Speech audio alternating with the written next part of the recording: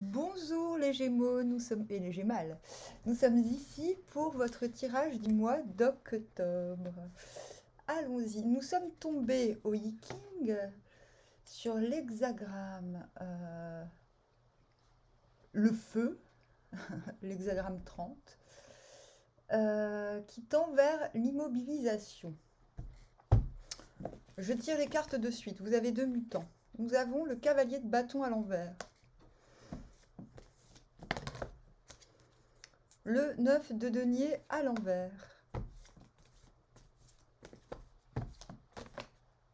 La tour.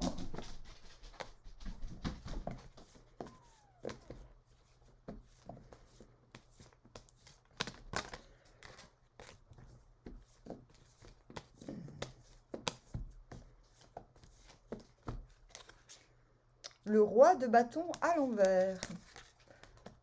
Frustration, frustration.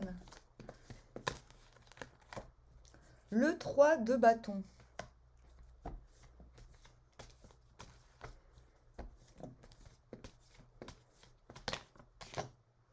Et le 3 de coupe. Vous venez du 5 de denier à l'envers. Ouais, c'est ça. 5 de denier à l'envers et vous allez vers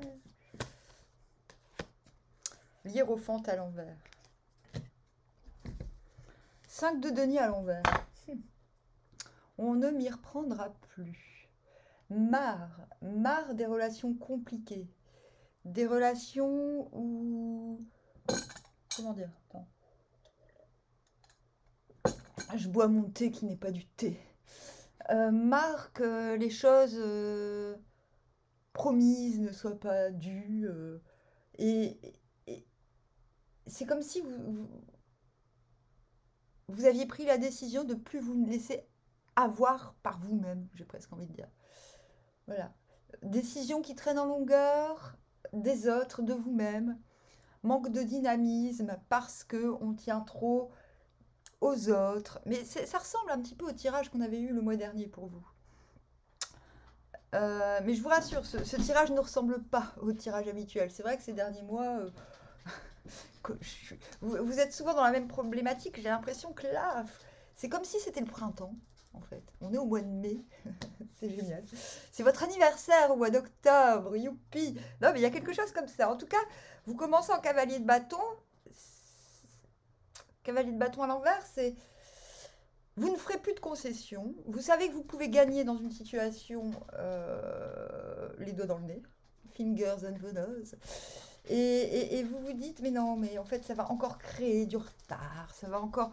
En fait, vous préférez rester vous-même.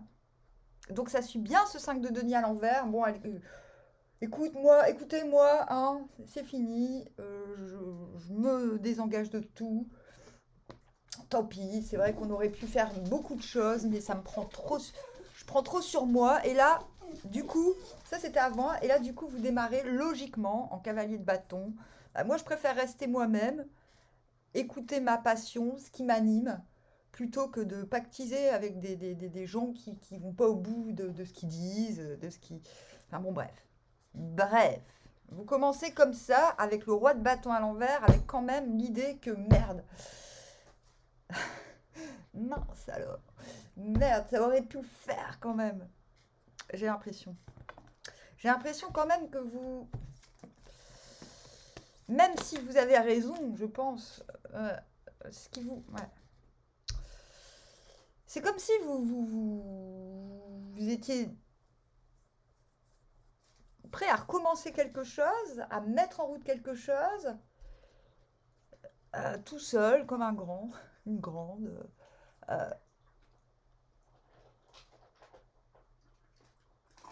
et que c'est en vous dégageant de la situation, j'ai envie de dire, en vous prenant en main, en disant, mais en fait, je m'en fous des gens.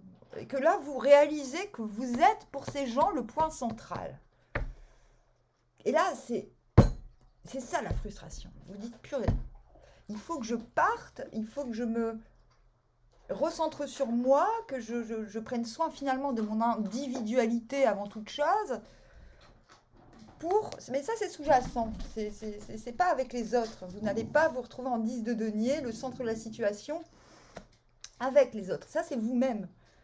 Je pense que c'est en vous excluant vous-même pour obtenir quelque chose de meilleur de vous-même, en fait, en vous excluant d'une situation par vous-même, que vous comprenez à quel point vous étiez et vous êtes central dans cette situation. Et du coup, frustration. Je vais la garder. Pourquoi? Parce que les choses auraient pu fonctionner. Mince. Et parce que besoin, comme je le fais souvent avec le roi de bâton à l'envers, c'est taper du poing sur la table. Pourquoi? Voilà, moi j'ai l'impression que c'est ça le problème là. Le problème, c'est que vous êtes obligé de vous extirper d'une situation qui vous prend la tête. Vous êtes très content de le faire, très fier, et finalement, c'est comme si on vous rappelle à l'ordre. On vous rappelle au désordre. Donc, qu'est-ce qui vous emmène du roi de bâton au 9 de denier? Vous réorganisez, ça c'est sous-jacent, vous réorganisez le bidule, vous vous dites, bon, bah maintenant mes priorités c'est ça, ça, ça, ça. Et là, 9 de denier à l'envers. Bon, ok, mais j'ai pas non plus envie de tomber dans l'autosatisfaction. Il faut bien admettre que je peux pas tout faire tout seul. Sortir de l'autosatisfaction. 9 de denier à l'envers, c'est l'autonomie. C'est se dire on est capable de tout se procurer par soi-même et c'est un grand contentement. À l'envers, ça veut dire que ce contentement, il nous pèse. Et qu'il serait peut-être temps de le partager, de partager ce contentement avec d'autres gens qui ont un certain contentement d'eux-mêmes. Et quand vous réalisez cela, vous vous mettez en cavalier de denier, vous commencez, une fois, c'est très cohérent, une fois que vous avez repriorisé vos activités, vos prérogatives dans votre vie, vous vous retrouvez à l'intérieur, pas par rapport au monde, mais là c'est vous avec vous-même en cavalier de bouclier, cavalier de denier, assez confiant, c'est le taureau, assez confiant par rapport à vos choix, à ces choix prédéfinis par ce 7 de denier, dans votre teuté, dans votre tête à l'envers. Et du coup, vous vous sentez prêt à accueillir en quelque sorte de nouveaux partenariats, de nouveaux échanges. Vous avez confiance au fait que ces nouvelles prérogatives, ces nouvelles façons de voir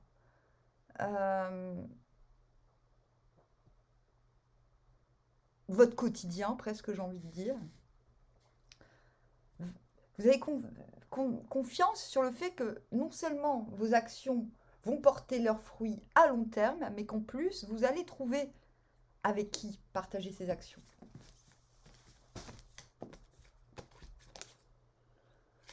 Et la grande prêtresse à l'envers qui nous mène à la tour. Donc pourquoi? Eh bien parce que je pense que ce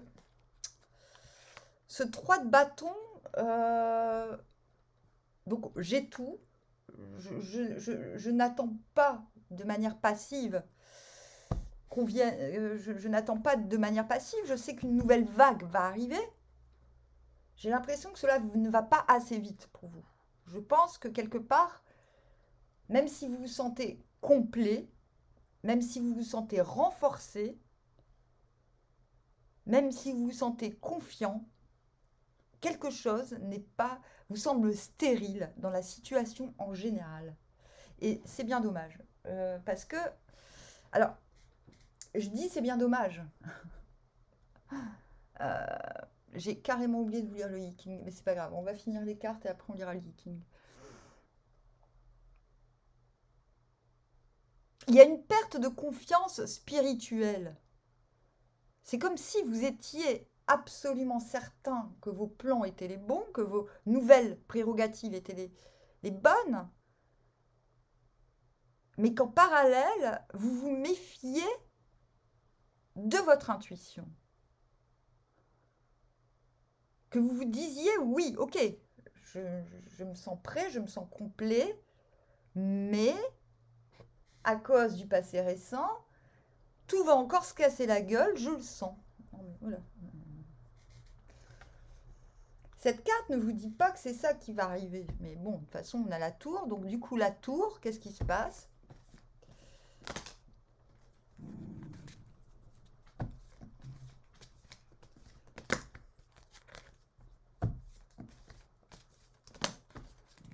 Oh, ça a du mal, hein. Oh, oh, oh, oh, oh! Pas de dispute. Le soleil à l'envers, vers le 3. La tour, les masques tombent. Je vais lire le Yi-King avant de continuer. Alors, 9 au commencement. Les traces de pas s'entrecroisent. Si l'on demeure sérieux, pas de blâme. Donc ça, c'est le début. Ici est la première heure du matin. Le travail commence. Après que l'âme s'est retrouvée isolée du monde extérieur, dans le sommeil, les relations avec le monde recommencent à s'établir. Les traces des impressions s'entrecroisent. L'activité et la hâte règnent. Il est alors important de conserver le recueillement intérieur et de ne pas se laisser emporter par l'agitation de la vie.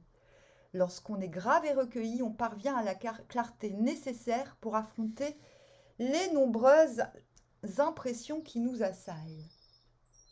C'est précisément au commencement qu'une telle gravité recueillie est importante, car le commencement contient les germes de tout ce qui viendra ensuite. Je crois que cela résume assez bien la première moitié du tirage.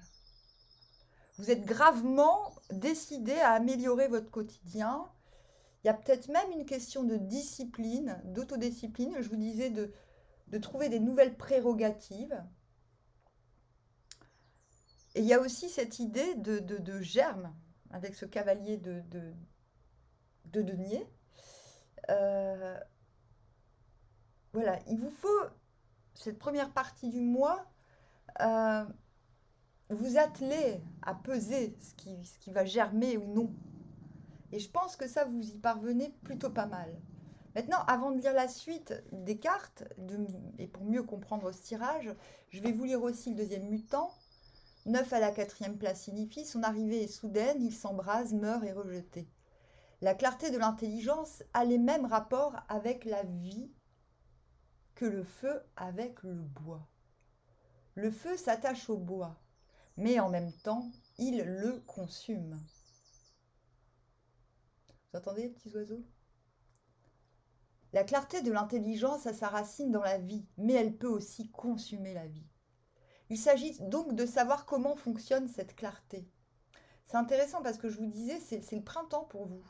C'est comme si vous aviez une montée de sève là. Vous voyez, quand je vous disais, il y a de la frustration parce qu'il y a trop d'énergie.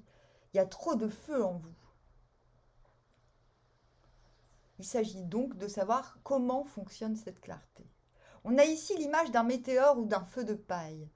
Un homme au caractère excitable et inquiet s'élève rapidement mais ne laisse pas d'effet durable. Dans ces conditions, il est mauvais de se dépenser trop vite et de se consumer comme un météore. Là, c'est une mise en garde. Et j'ai l'impression que c'est à ce moment-là, quand on arrive au 3 de bâton, quand vous vous dites « j'attends la nouvelle vague », j'ai l'impression que cette posture, avec la grande prêtresse à l'envers, montre que cela est très compliqué d'attendre la nouvelle vague pour vous. Parce que vous vous sentez intimement prêt et compétent à quelque chose et qu'en même temps, l'extérieur ne vous apporte pas cette chose. Et du coup, ce qui va... voilà. Et du coup, il y a cette idée de se sentir oppressé entre deux tendances. Donc la tendance de s'attacher et la tendance de ne pas s'attacher. Parce qu'on sait bien que si on s'attache trop, on peut se consumer. Et j'ai l'impression que c'est pour ça que plutôt que d'attendre, comme il est conseillé, vous allez plutôt